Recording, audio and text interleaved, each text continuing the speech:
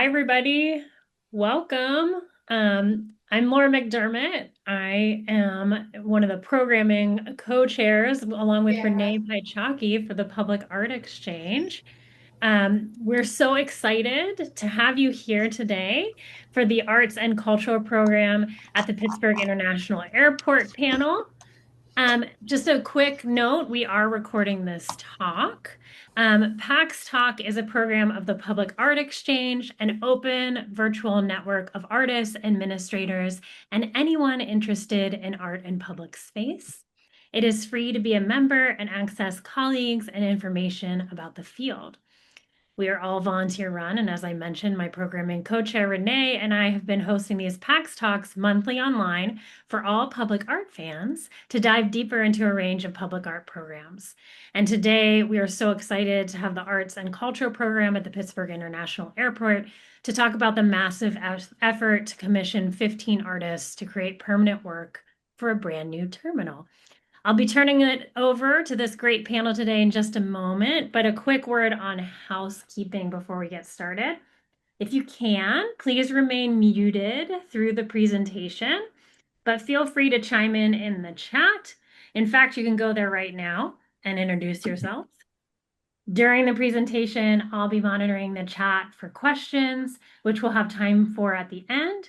And I'll also be placing panelists' bios and websites there so you can find more information about each one of our awesome guests today.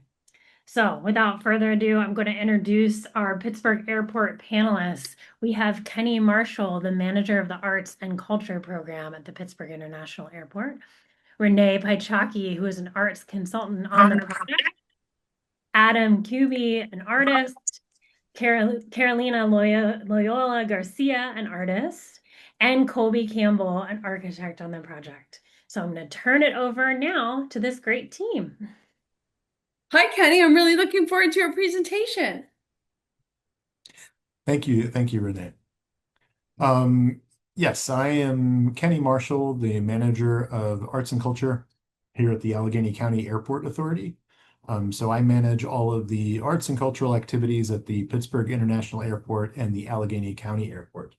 And I'm very excited to be able to share some history, some of the trials and tribulations of managing an ongoing public art program in a public space like an airport. So Pittsburgh has a long and storied tradition of air travel, beginning in 1931 with the opening of the Allegheny County Airport, and continuing through the present day. We've had both the Greater Pittsburgh Airport, built in 1952, and the Pittsburgh International Airport, which was built in 1992. When Pittsburgh International was built on this site, it was the third largest airport in the country. It was envisioned as a symbol of a progressive city. It was built as a hub for U.S. Air, and the design reflected its progressive mindset with modern architecture by Tasso Katselis and public work by iconic regional and local and international artists of the time. And we'll talk briefly about a few of those here. And this is an image of the 1992 airport. Okay. When we're talking about the history of the airport and the history of public art in the Pittsburgh region, we have to talk about some of our amazing leaders and advocates who integrate public art into our public spaces, especially airport spaces. And I want to mention a couple of people here. First, we have Carol R. Brown. Carol is a larger-than-life figure in public art of the region. She worked both for the county and for the Parks Department, and Carol was the impetus for many iconic spaces and art that you see today in the region, from the Hart Whitaker Sculpture Garden to the Alexander Calder Mobile entitled Pittsburgh, seen here at the Greater Pittsburgh Airport in the 1980s. Funny little fact, Carol is actually the one who found this unknown mobile in the basement of the Greater Pittsburgh Airport, and was the one who was responsible for leading the restoration of this iconic Alexander Calder mobile titled Pittsburgh, which was produced for the 1958 Carnegie International and has hung in every airport since 1959, every airport on this site. As you see here, it was briefly painted Calder red before full restoration in later years that you'll see in upcoming slides and upcoming presentations. The second person that I'd like to highlight is Joyce Pomeroy Schwartz. Joyce arrived on the scene as the public art consultant. She was brought in for the 1992 new terminal that was built as the U.S. Air Hub.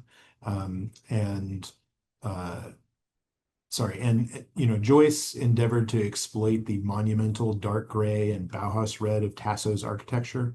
And Pitt, at the time, was one of the first airports in the country to integrate art into the construction at such an early stage. Joyce is seen standing here in Robert Morris's Steam Garden. In addition to Alexander Calder and Robert Morris, who we've mentioned here, Joyce also brought a number of other artists, including Jackie Ferrara, Marin Hassinger, Michael Murrill, and Alan Serrett into the airport at an early stage. Drilling in a little bit to Jackie Ferrara's project. So seen here in the 1992 Landside Terminal Paths by Jackie Ferrara is a great example of early 90s public art and the way art could act as both a pathway and orientation guide. Artists are able to do patterning like this to create some gentle wayfinding, but also still meet the restrictions of public spaces. Art was seen then and is seen now as a way to not only delight, but also to orient travelers and help to facilitate movement through space. And this inset is a small image of Jackie and an assistant actually installing the tiles in the floor that you see in these patterns. Next up, we'll talk about Alan Serrett. Alan Serrett's Home and Away is another iconic example of art used as orientation, but also as artists start to create a sense of scale and a sense of place, which directly feeds into the way projects are currently realized or realized in the present. And you can see both in both images, Home and Away and the Calder over top of the center core area, where you can also see Home and Away. One funny aside that we noticed looking at such old pictures is that you notice there are no rolling suitcases in the airport. So in the early 90s, it was before we had rollaboard suitcases.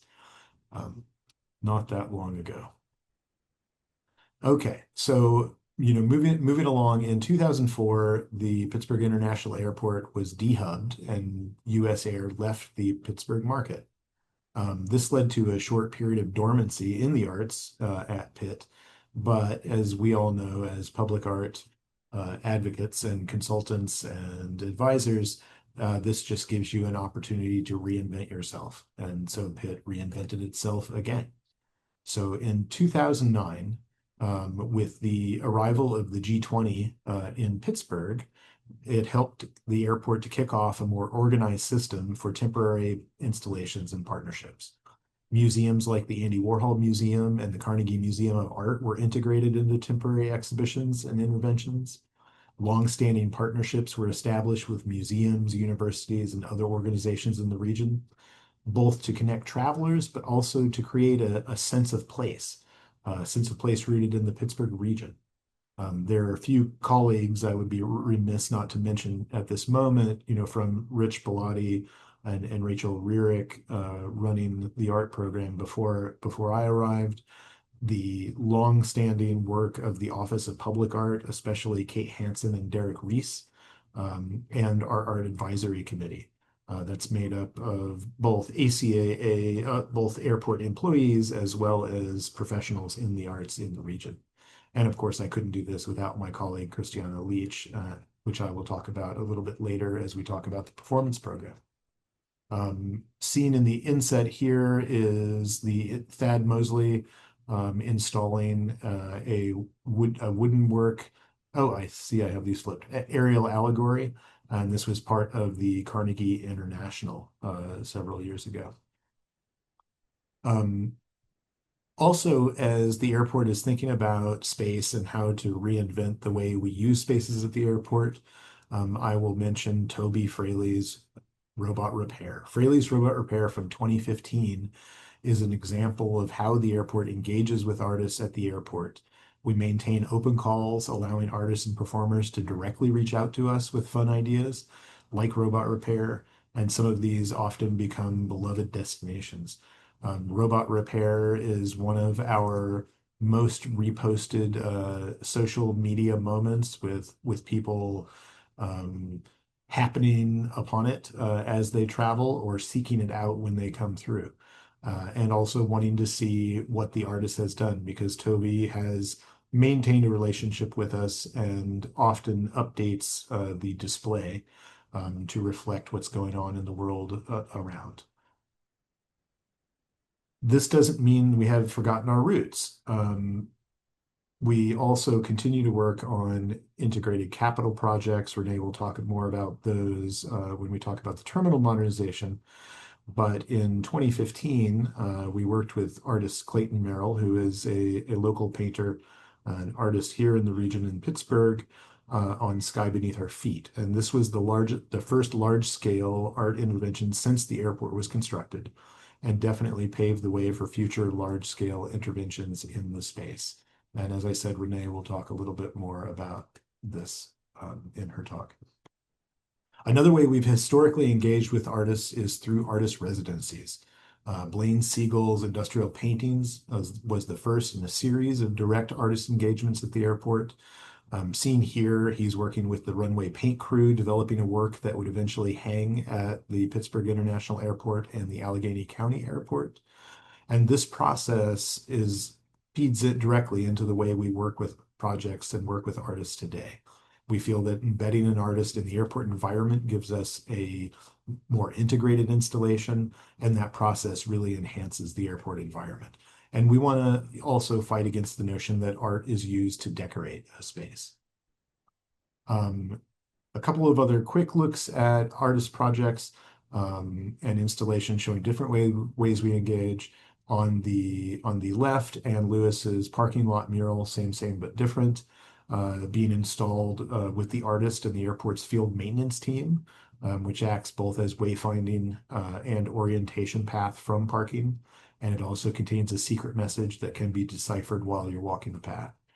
On the right, we have a suspended sculpture by Karen Minsmoyer. Again, this is being installed with the airport's team, carpenters.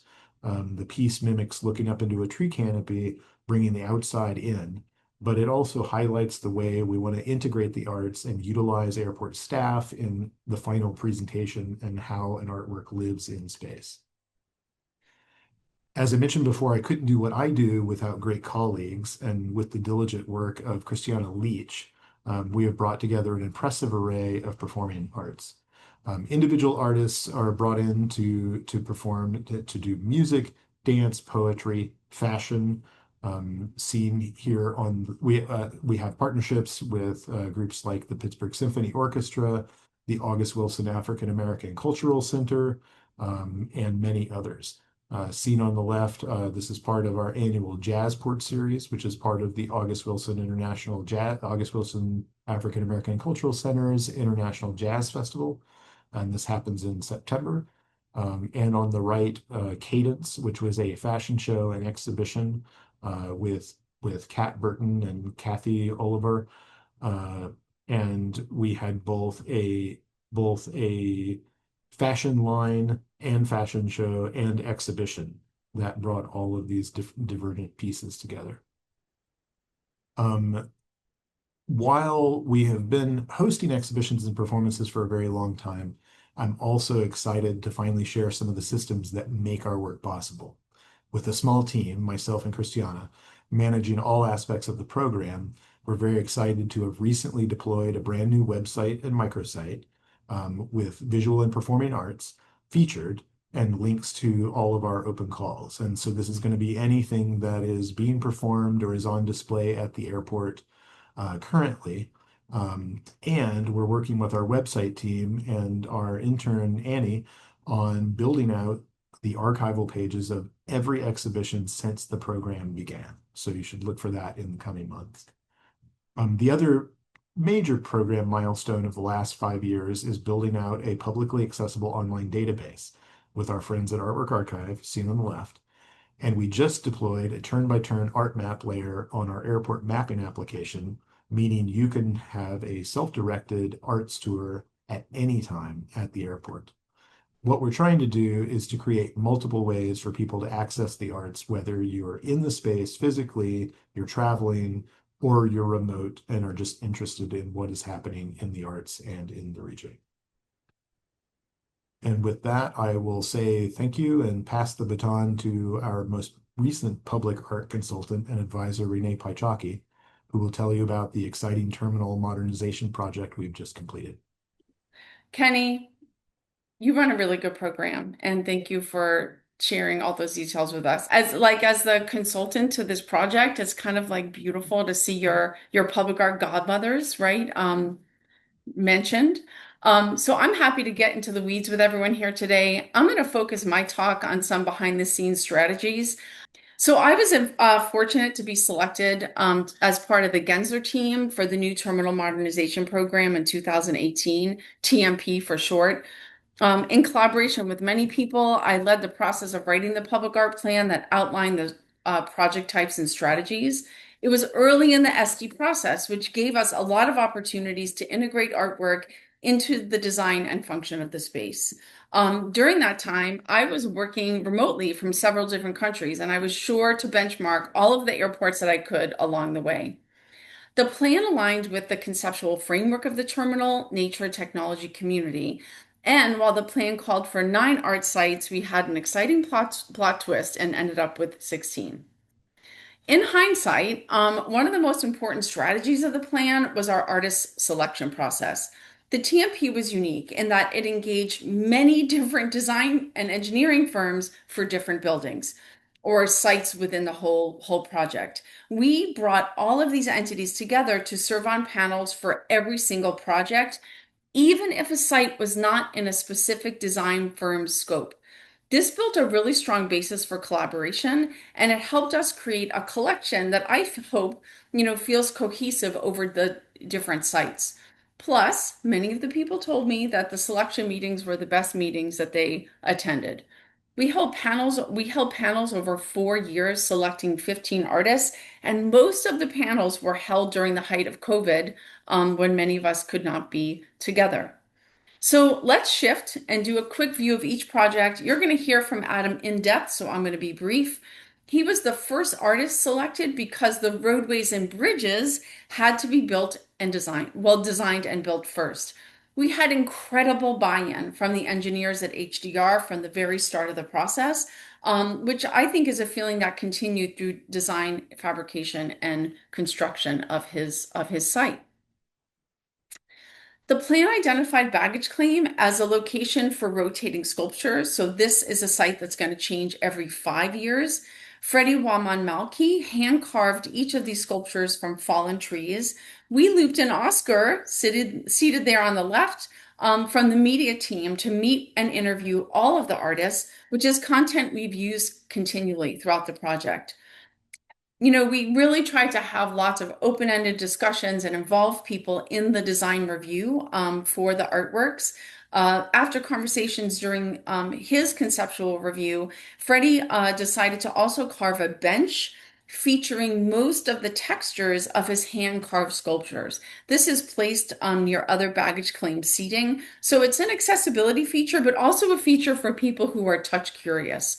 And it's really beautiful to get to experience those sculptures through touch. So another thing we did is once artists had a conceptual design, we asked them to give artist talks to internal ACA staff to keep them in the loop about the upcoming artwork, even if they were not a part of the TMP project. So community communication is also a hallmark of John Pena's project. He did a call for ideas, asking people to submit their ideas of what luggage thinks about. He engaged passengers. I'm trying to play the video. He engaged passengers in the existing terminal through tabling, and Keny worked with his colleagues to feature his call on the old carousel so people could follow that QR code to submit their suggestions. John crafted the responses into narratives for 4 individual pieces of luggage, one per carousel. So the process of installing and locating the Calder was one of the most anticipated works of art in the TMP. We had to decide on the location very, very early in order to be sure to design and attach the steel member that holds the sculpture to the roof. It's the jewel of the collection. And I thought that all of you would enjoy seeing the sculpture in parts. That's in the center from the day of installation. We kind of brought that puzzle together on the floor and then worked with Allegheny Crane on the left to hang the piece. And a big shout out to McKay Lodge Conservation Lab for their work that day as well. With the Gensler team, when we identified international arrivals as a location for artwork, we knew the challenge was to create a project that could be seen and appreciated from far away in baggage claim, from people who are not traveling internationally, as well as appreciated up close by people who are. So Alicia Wormsley, the artist in the project, in the photograph there on the far right, left person, she focused on the universe as what I think is a perfect metaphor for this site and for the experience of flying and then coming home. The star nebula in the casework is made from items selected from Pitt's Lost and Found. And I'm going to tell you, there are more than one sets of false eyelashes that she used in the installation, which was kind of a surprise for me. Um, Alicia also did something I think that was really smart. This was a large project for her, one of her first permanent installations. She coordinated with many fabricators on this kind of dual location site, the ceiling and the casework. And she hired a project manager on her own, who really helped her facilitate the whole process. So shout out to Alexis. Um, Kenny's already mentioned Clayton a little bit. I think Clayton's biggest challenge here was adjusting the concept from his 2015 terrazzo floor so it could connect to the new terminal. The new terminal connects to the old gate area in kind of a surprising way. And how do we make these two buildings come together? And I think he came up with a brilliant gesture, a horizon line. And so the original core floor from 2015, which is up here, because he now inserted a horizon, the sky is reflecting in a lake that is in the 2025 building. And I definitely want to give a shout out to Rowan Mosaic and Carrie Pyle from PJ Dick Hunt for working with us over many, many, many different terrazzo pour phases of this project to perfect this idea. So here's the plot twist I was talking about, and it like almost doubled the number of artists that we worked with on this site. In 2012, the art team was invited to collaborate with Gensler on an updated solution for restroom entry walls. You know, how could we say no? It was a great opportunity to work with emerging artists on their first permanent project in some cases. And we identified laminated glass as the solution that would carry through all of the restrooms.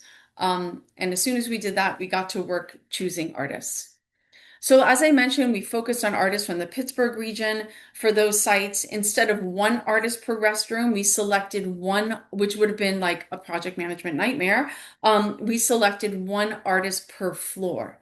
So Lori Hepner created images with her custom photography hardware that she invented and builds for the apron level, bringing the sky to the place furthest from the sky in the building. And Jamie and Jai created collages for each of the restrooms on the arrivals level. They welcome people home and welcome visitors with images of life in our vibrant neighborhoods and our iconic landscapes. These were all of these were fabricated by Mugori Glass, by the way. Chris Krejci brought another layer of nature into that tree canopy inspired departures level, which you saw in the Calder image. His images of Pittsburgh area rivers and streams were created with a 360 camera. We offered artists the opportunity. This was a fast turnaround project, and we offered artists the opportunity to scan an existing work of art for these sites. Ramon Riley actually wound up kind of creating a new work by scanning two of his existing paintings to create this very dramatic entry image into the restroom in the rental car building. So here you're probably going to notice like a little bit of a design change in the restrooms. That's because of a second plot twist. Based on the success of the terminal restroom entry walls that we worked on with Gensler, the art team was asked to provide artwork for the laminated glass in the renovated restrooms of each concourse on air side that were designed by Michael Baker.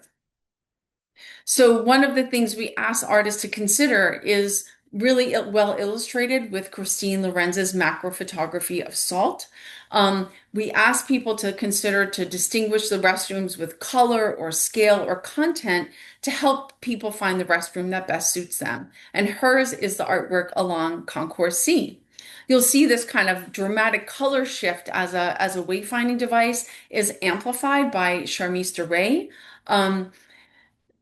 The artists in the concourse were also asked to consider the themes of nature, technology, and community in their work. And Charmista created a suite of images that repeat two times along the concourse, but never in the same pairing. Different photographic methods are a connecting thread between many of the projects. Here, Kim Beck scanned cyanotypes that were made using the sun and stones found on regional trails. For the airside restrooms, the baby changing tables are also featured as an art site in both the men's and the women's rooms. We're going to hear from Carolina today, so I won't give out any spoilers. A mark of success, I think, for all these restrooms is how distinct they are from each other. But with one artist per concourse, there's a nice feeling of continuity and narrative down all of the corridors. So community participation, you can tell, is a theme that connects a lot of the projects. And it was really one of the most important components of Narduli Studio's immersive sound installation that were created for the escalators. There's an image of Susan on the left demonstrating to the governance committee how directed speakers work. Her and her team created a call for sounds, inviting Pittsburghers to upload historic sounds or contemporary sounds for the region. She also commissioned Erin Anderson, a local artist, pictured there in the center, to make recordings for her in the region based on some of the nominations.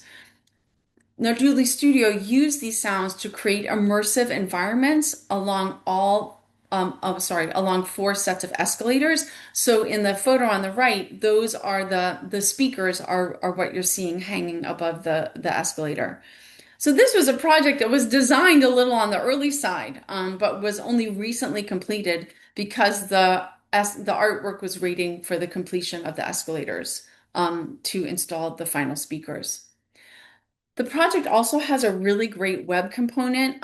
So if you want to learn more about, Laura's going to put the link in the chat. If you want to learn more about the sounds you hear on the escalators, or if you want to hear more than the first speaker, if you're not able to ride the escalator, the signage brings you directly to the Immersion website, where you can hear things like me paddling with Erin in the Allegheny River. Patrick Marold's project is kind of hot off the presses. It's three weathering steel columns, 40-foot, 30-foot, and 20-foot, that are arranged throughout what will be a park-like landscape that will be made between the terminal, garage, and rental car building.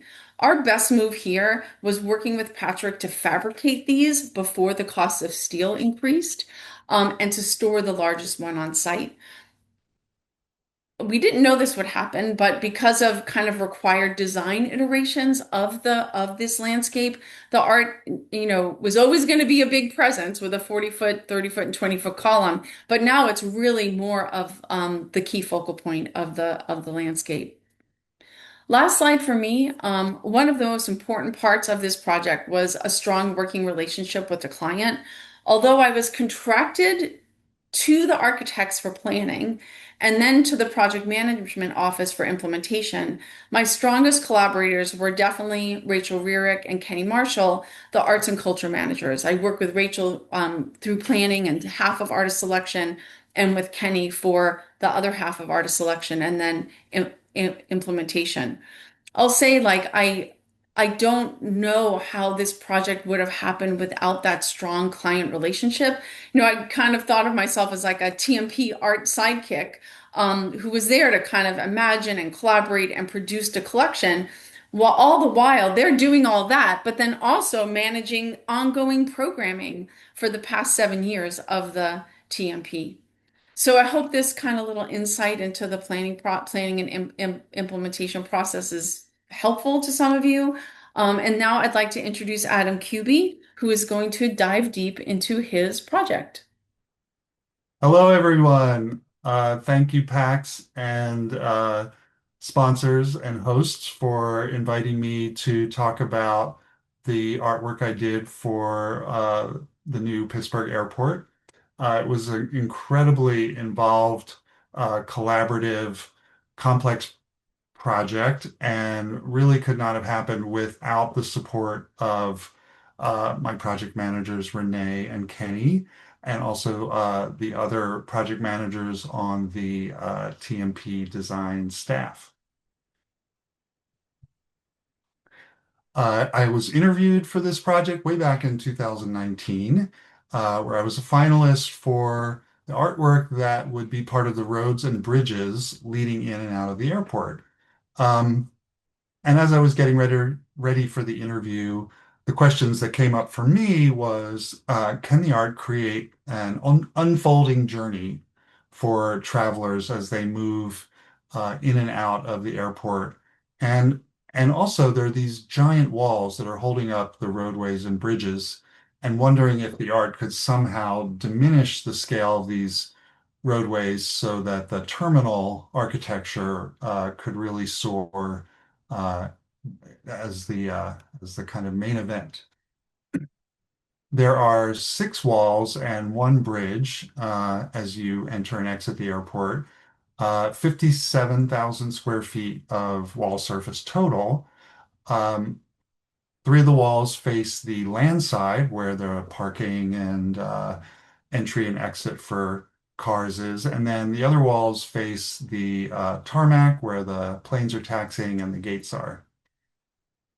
And as we started out this um, collaborative project, it was really an open discussion of where the art could live on the campus, where would it have its most impact and do the most good, and where are the opportunities. So the team was really open about where the art might be. They could said it could be on the columns of the bridge, or it could be on the retaining walls, or it could be in the landscape in front.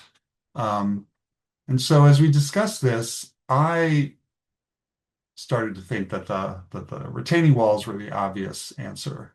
They're so huge, blank, imposing. They're made up of these precast concrete panels. And, I started wondering with the budget, could we potentially activate the entire wall surface of these 6 walls? Maybe not just like a small section of it or, you know, um, mounting an artwork on front of the walls. These walls are made up of these cruciform shaped concrete panels. They're the kind of industry standard and they're ubiquitous across, you see them all over the country. And I started to think, how could I kind of integrate this pattern into the design and kind of hack the industry standard? A few years before, I was in Rome, and with this project, I started to think about my disintegration explorations that I undertook there, surrounded by eons of material decomposition in Rome. I started breaking apart sort of everyday objects and seeing how things kind of come down in size. And I started thinking about applying this to the retaining walls and wondering if I could, in some way, start to disintegrate or break up the surface of the walls. So I started playing around with creating different kinds of panels that were scored, the concrete was scored with increasing density of score lines so that the panels started to act like pixels with different shades. And then I started introducing on the upper right-hand corner some curvilinear elements to give the design some movement.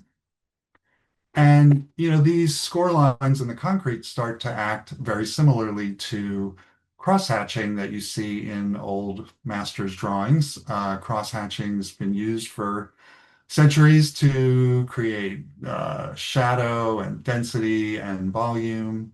And so these lines in the concrete panels act very similarly.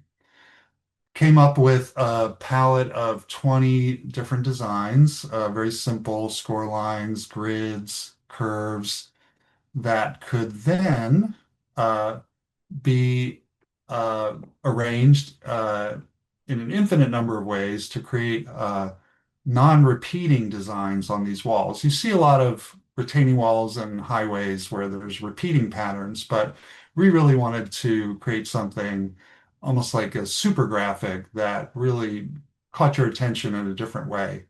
So this is a presentation image, and this wall is kind of trying to evoke the ridge and valley topography of Western Pennsylvania. To make this happen, we really had to look at the details of these concrete panels, and we worked very closely with HDR engineering and the architects and the fabricators of the panels to make sure that the details would work with the design. That meant looking at chamfers and edges and thicknesses of the score lines. And then we did some mock-ups on site. And then because I was not involved in the construction of these walls on a day-to-day basis, I had to create these very, very extensive construction documents that so that the contractors out on site could put each panel exactly where it was meant to be to create these super graphic designs. And I'm happy to say that they made not one mistake in over 20, almost 2,100 panels. So construction happened. It was super exciting to watch it all come together. Again, I had no hand in it at all. I came out to watch and comment and cheer them on, actually. Uh, and I'd never worked at a scale like this, so it was really thrilling. Um, you can see the scale of these walls, 45 feet in some places, and also the scale of the panels on the right, which Keny and Renee have, they're my scale figures here. And one of the interesting things and challenging things about this project was considering both the giant scale of these walls and the how these walls and the patterns and the designs would look from close up, but also from far away and from the planes and from driving in, but also at the same time looking at the really small details in the design of the precast panels to make it all work and come together. And then here is a uh, video of the finished project. Um, the patterns come from the rivers of the area, the topography, also from flows of energy that could be physical, like eddies in the river, or digital, or even kind of referencing some of the medical technology research in the Pittsburgh area. And again, you can see these from so many different angles. From coming in while you're disembarking. It was exciting to see how much of the campus it really had an impact on. And I really do think that the work does a pretty good job of reflecting, the airport's themes of nature, technology, and community in the ways that the patterns work. And again, just kind of adding this level of sophistication to these otherwise blank walls, or they would be blank walls. And then after I finished the design for the retaining walls, I was asked by the team if I would be interested in working on the parking garage, which is also made of precast concrete, in this case, very long spandrels that go from column to column. And of course, I said yes, and came up with designs for the facade of the parking garage that have a similar palette of elements to the walls, not exactly the same, a little lighter touch, but again, grids, lines, pulses, curves, and the designs wrap around the entire facades, all three facades of the, well, four of the garage. And like the retaining walls, the uh, construction documentation had to be really robust and detailed. And so spent a lot of time working on that with help from the team, of course. And Keny and Renee and I took a great trip out to Ohio to the factory where they produce these precast spandrel panels, just to make sure that we were okay again with the details, the lines, the texture, the surface, and just like the walls, it was thrilling to be out on site and watch this garage uh, get constructed one piece at a time. And here's a video of the final product. And I think very similar to the walls, and in fact, between the walls and the garage, I feel like the work in total is a kind of theatrical set backdrop for the continuous flow of movement and activity and circulation that happens at the airport as people are traveling and disembarking and getting from their car uh, to the gates and then off into the sky. So that's it. Thanks for watching. I'm happy to share this amazing project with this amazing project team. Adam, thanks so much. Great present. I love your videos of your project. I love thinking about it as like this theatrical background for the activities of the airport. You mentioned something super interesting to me, which is this, I think of you as a very experienced public artist, and you mentioned that this was like a one of the biggest scales you've ever worked on. So I'm wondering, like thinking back on the process, like any tips you have for other artists about like making this leap, or anything about the project that helped you be successful to work on a bigger scale. I guess uh, my primary advice was just make the leap because you know creativity can happen at a variety of scales, and it's really the strength of the concept and the ideas behind it Mhm. that really can carry through to different scales. And I was working in Rome on like breaking clay pots apart, and somehow that kind of inspired me to think about trying to break these walls apart. Um, and also just, we had such a great team and I felt so supported. And I think, um, if an artist is not as comfortable working at a large scale, um, you know, bring in your support team, ask for help, Yeah. whether it's other artists or friends or people who have worked at a larger scale and could give you advice. Um, and also helps to have a great support team like you and Yeah. Keny and Rachel And everybody. and everybody else that I could Well, mention in a Adam, while. thanks so much. I really appreciate. Thanks for Sorry saying about this the today. technical No, difficulties. it's the theme of today. I was just trying to make Kenny feel better. I know. Oh, Carolina, are you ready?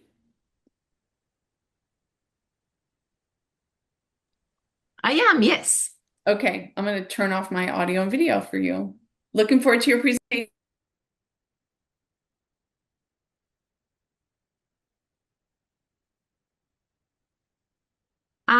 You can all see my screen, correct? Yes, correct. Okay. Yes. So thank you so much for inviting me to present my work. I am excited to be part of this conversation and meeting you all here at the Public Art Exchange. Today, I will be sharing what the process was behind the creation of the work Fractal Dance in Transit Gardens. After a 2-month selection period in March 2024, I received the good news that I was one of the selected artists invited to submit a proposal for the Terminal Modernization Program at the Pittsburgh International Airport, a permanent commission to be installed in one of the concourses. I had a bit under 2 months to develop the concept and implement enough of it to present to the panel. I allowed myself 3 weeks of unrestricted brainstorming of visual ideas before committing to what would become the concept for the project. From the various visuals I was throwing into the mix, the one idea that kept feeling interesting was the digital fractals that I had developed, and I decided to adapt that concept for the airport. And the images should be advancing. If they're not, please let me know. Airports are semi-public spaces that are very emotionally charged, and I was interested in bringing the airport community into the work. I have had a love affair with airports and traveling ever since I was a teenager growing up in Chile, so the human lives and their experiences, their use of the space, their interactions, and the transient nature of their relationships was something I was interested in exploring. Using techniques from my background in theater, I spent time at the airport practicing intentional observation, looking at people, what they do, what they wear, who they were with, what are they carrying, passengers, workers, animals. I took a lot of written notes and non-intrusive pictures with my phone as visual notes. From those observation exercises, I developed a list of characters. I then collected props, a variety of suitcases, backpacks, security vests, noise reduction devices, neck pillows, hats, jackets, hoodies, etc. And then I spent a week working with movement artists in my studio, providing them with a selection of characters and movements observed, and using the props to recreate some of those in a fresh and imaginative way. I photographed them as they immersed themselves in the moments we were creating together.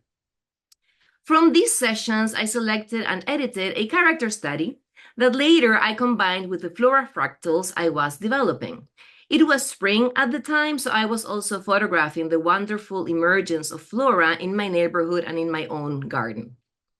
The images were to be placed in one of the 4 airport concourses. The one assigned to me was Concourse B, dressing the entrances to all remodeled restrooms, a total of 12 full walls and 6 changing stations walls, ranging from 5 by 5 to 8 by 12 feet.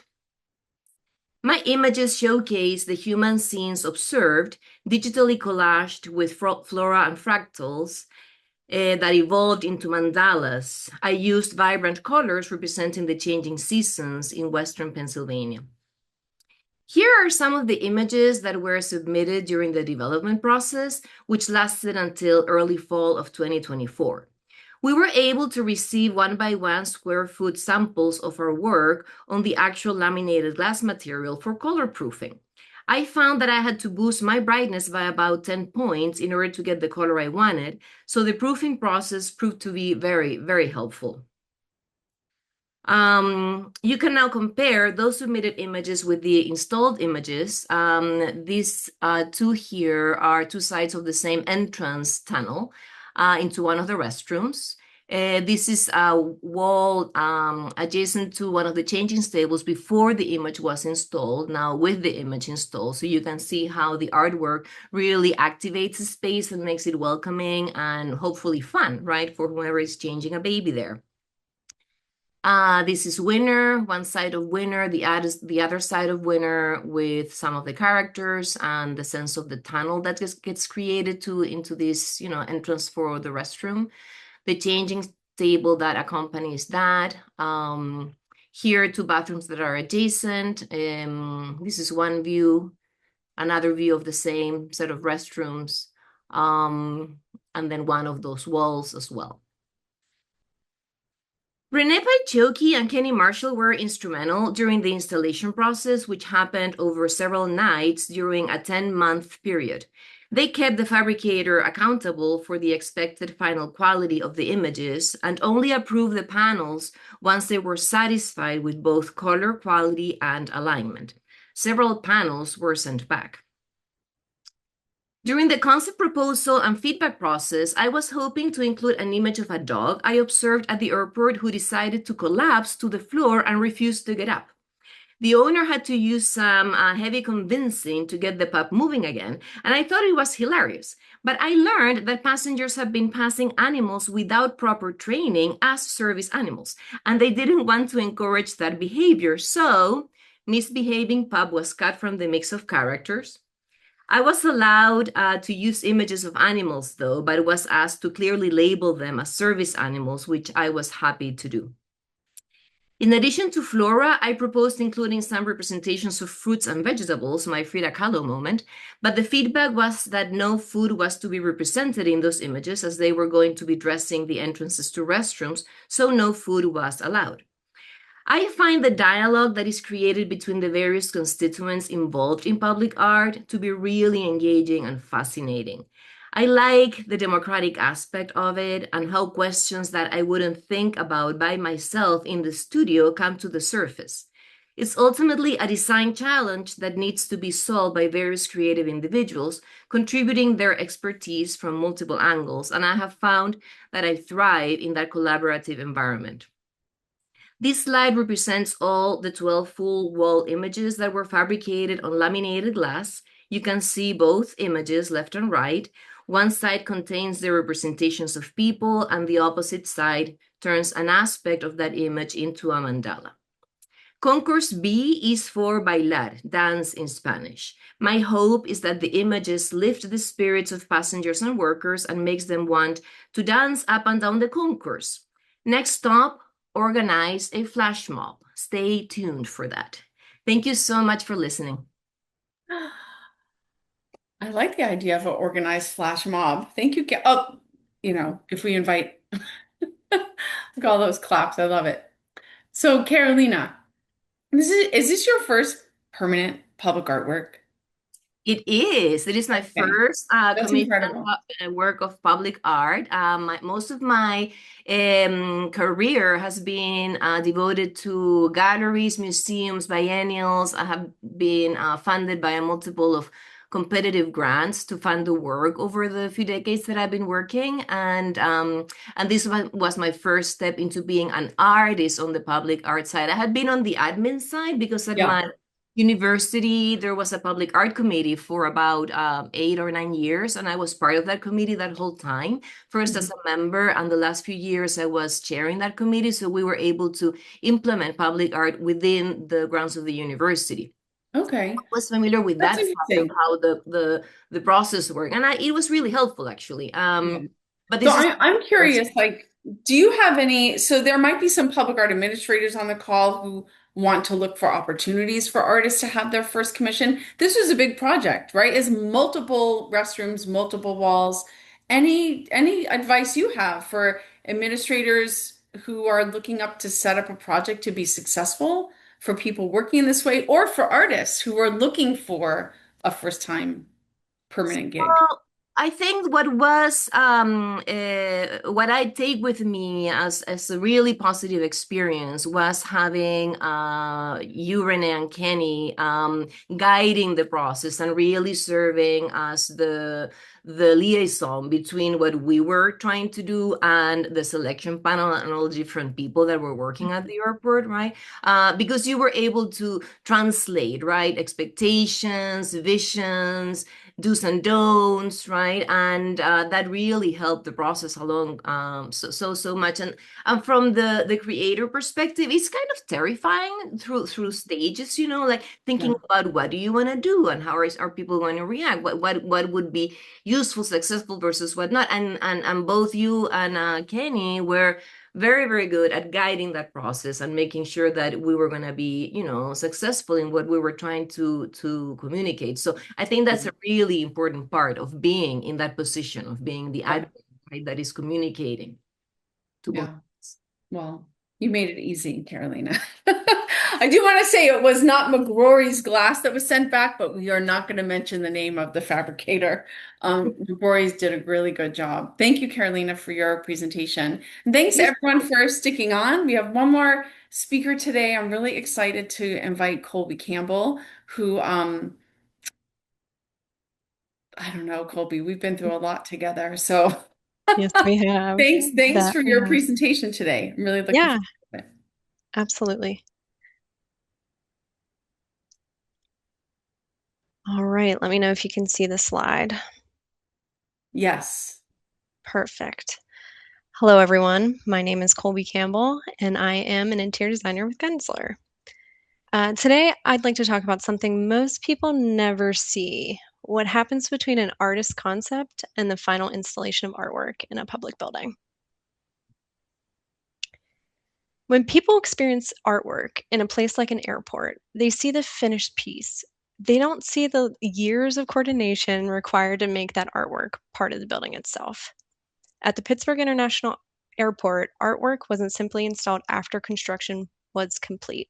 It had to be integrated into the architecture, the structure, lighting, building systems, construction schedule, and installation sequence. In other words, the artwork and the building had to be designed together. First, I like to focus less on the process itself and more on the partnerships that made these projects possible.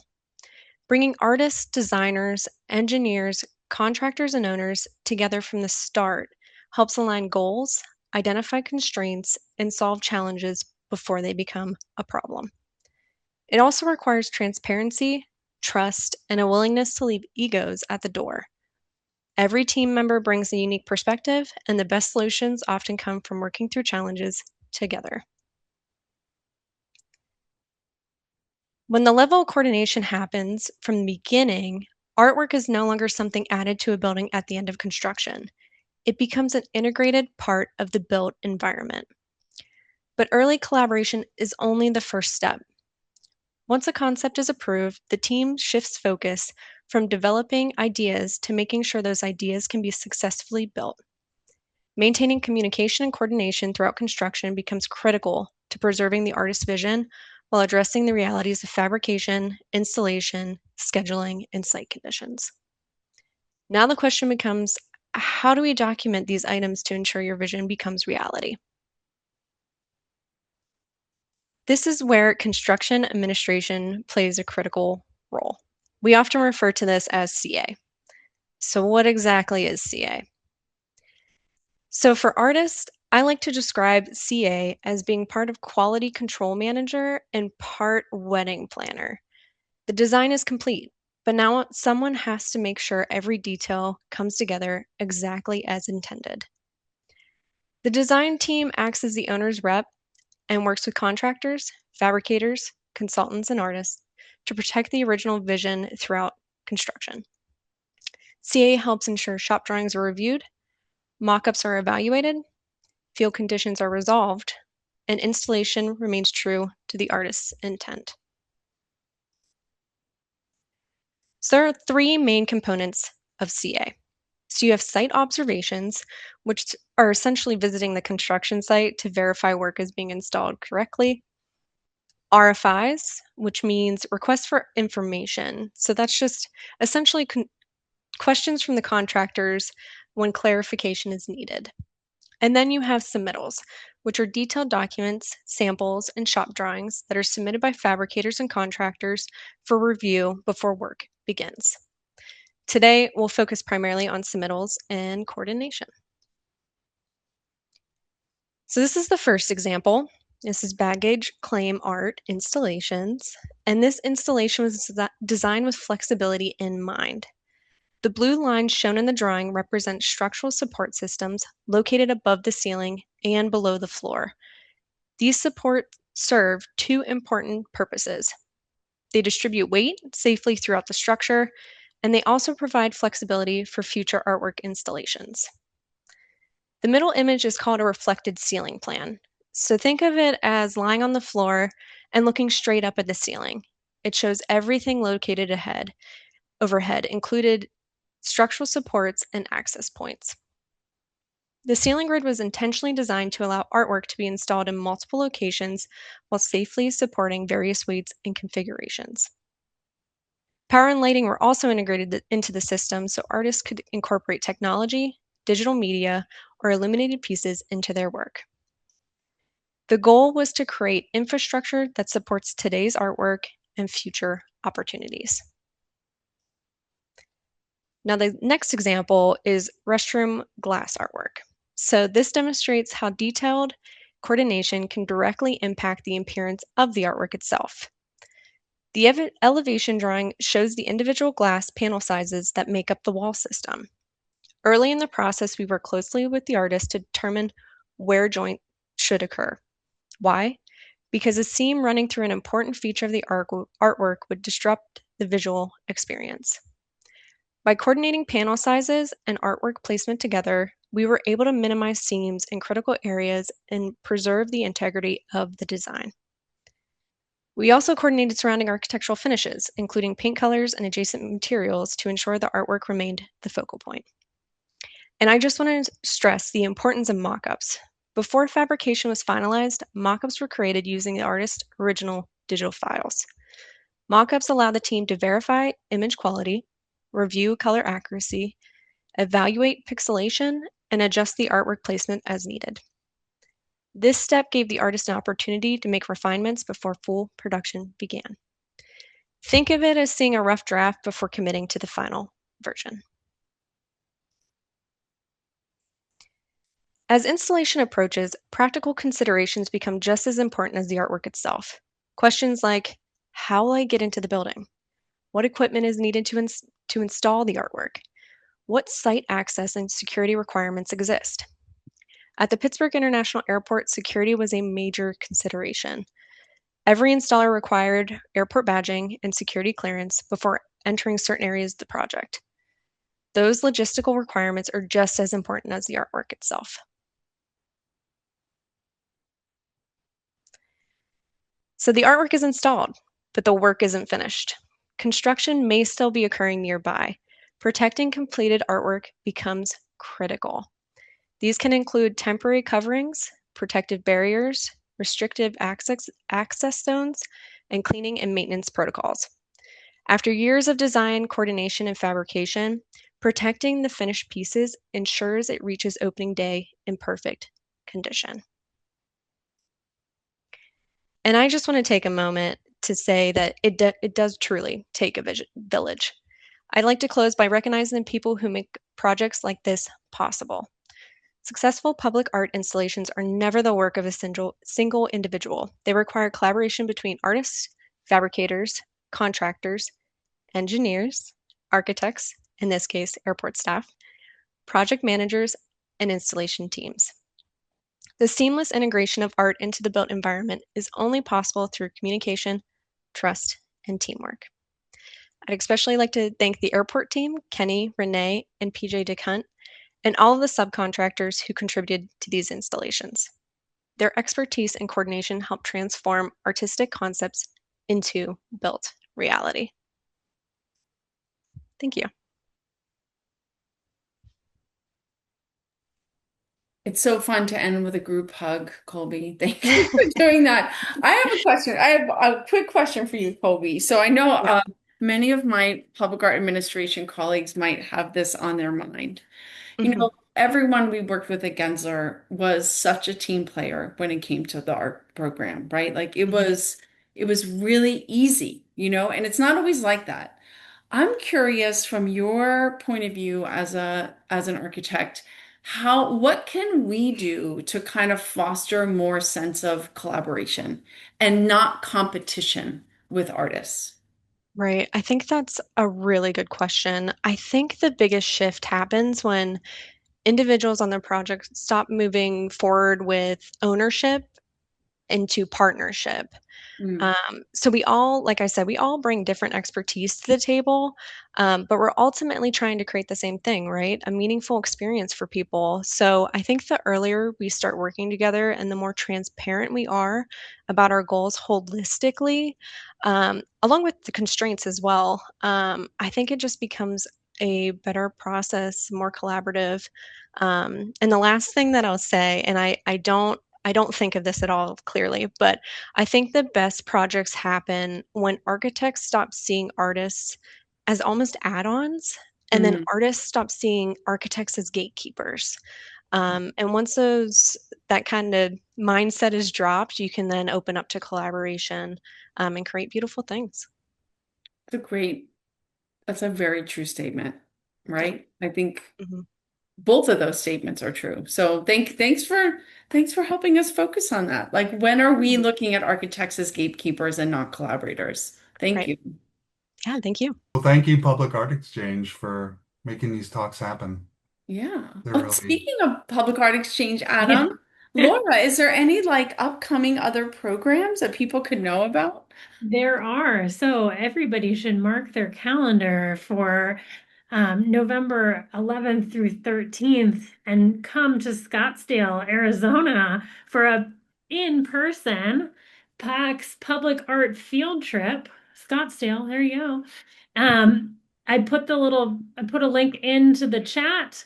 You can register today. It will sell out. So please register if you can and join us in Scottsdale.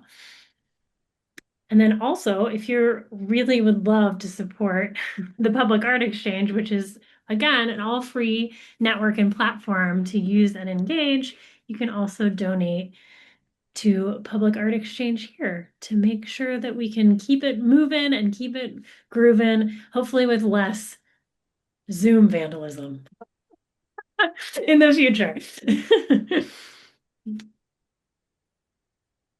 I saw a chat from Molly, a question from Molly about our glass fabricator. That was great. So big shout out to McGrory. They have, and I guess for all public art colleagues, like inside tip, right? Like if you're, or an artist, if you're interviewing, a glass manufacturer to do laminated glass, you want to talk to the people who are actually going to be working directly with the artist. They have an incredible person on their team named Megan Capobianco, and she is deeply knowledgeable about how to translate digital images into that format. She did such a good job. And she was willing, to like really get into deep weeds with a lot of the artists to perfect their glass. So, yeah, totally reach out to them. And I guess like a red flag would be if you're interviewing a glass person and they're like, and you're asking them, well, how do you work with artists? And they don't even have like a PDF of what file formats they want to work with. Interview another person, right? Because you can push this format really far to make beautiful things if you have a good fabricator partner.